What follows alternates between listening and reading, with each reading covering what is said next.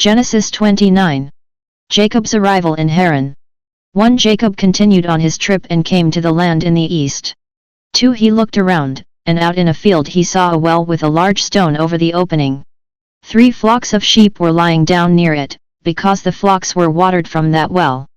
3. When all the flocks were gathered there, the stone would be rolled off the opening of the well so that the sheep could be watered. Then the stone would be put back in place over the opening of the well. 4. Jacob asked some people, "My friends, where are you from?" "We're from Haran," they replied. 5. He asked them, "Do you know Laban, Nahor's grandson?" They answered, "We do."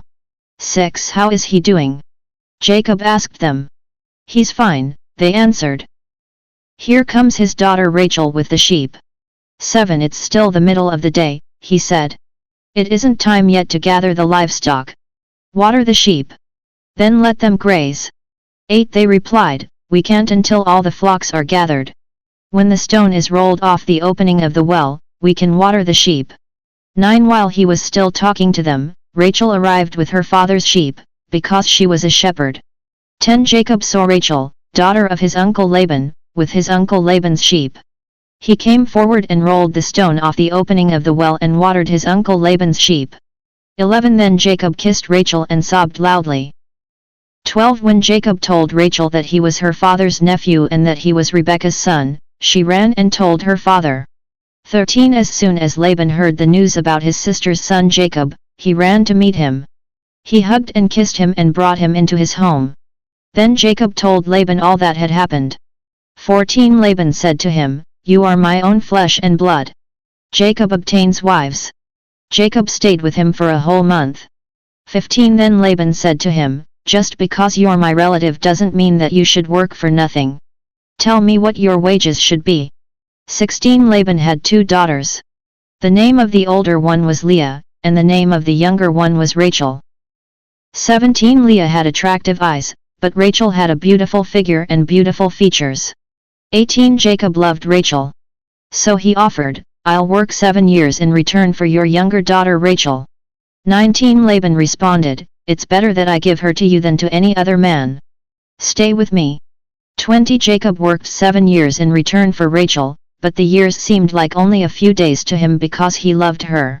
21. At the end of the 7 years Jacob said to Laban, "The time is up, give me my wife. I want to sleep with her." 22. So Laban invited all the people of that place and gave a wedding feast. 23. In the evening he took his daughter Leah and brought her to Jacob.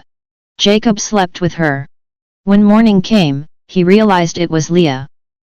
24. Laban had given his slave Zilpah to his daughter Leah as her slave. 25. What have you done to me? Jacob asked Laban. Didn't I work for you in return for Rachel? Why did you cheat me?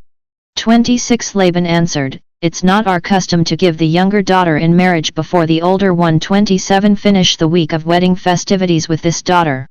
Then we will give you the other one too. But you'll have to work for me another 7 years.